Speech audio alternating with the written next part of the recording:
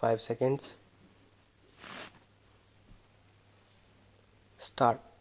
Mr. Chairman, the subject matter of this bill is very interesting in the sense that it deals with certain institutions and institutional arrangements that have got a long history. In this country, there are many institutions, organizations, and religious endowments that were created as a result of the prevalence of the caste system and the organization of our community on a religious basis. These organizations and institutions were called upon to perform certain functions which we today associate with the welfare state. There was a time, sir, in the history of our nation when it was these religious organizations and institutions that undertook to discharge certain functions like imparting education to those who were not in a position either to pay for that education or were not in a position to go to the educational institutions for certain family reasons.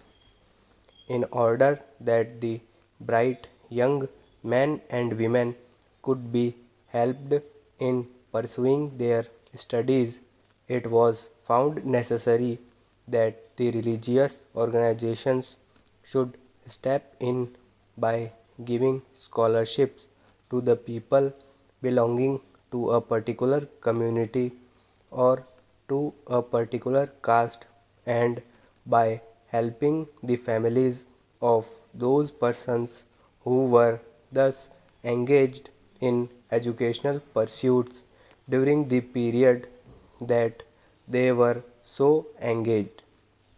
Similarly, when the poor families were not in a position to make two ends meet, the same religious endowments and other institutions and organizations stepped in to help these families. In this way, a large number of activities were undertaken by these charitable organizations and institutions at a time when the state was not prepared to undertake these responsibilities on its own shoulder.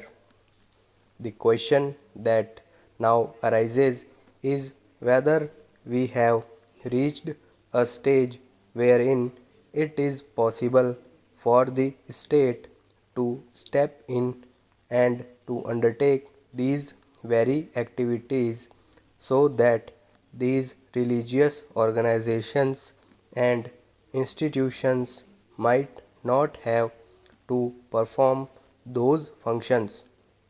Connected therewith is also the question of whether the government should give its patronage to these organizations and institutions, or whether the government should allow these organizations and institutions to function on their own.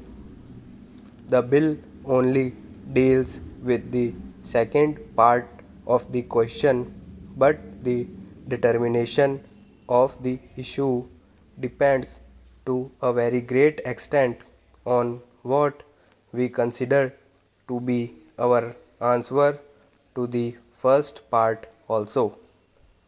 It is now well known that we have adopted the principle of the welfare state and that we now look up to the state to go to the help of the needy citizen in some of his needs that are so very urgent and important, and the fulfillment of which is considered to be so necessary from the point of view not only of the welfare of the individual but of the stability of the community also.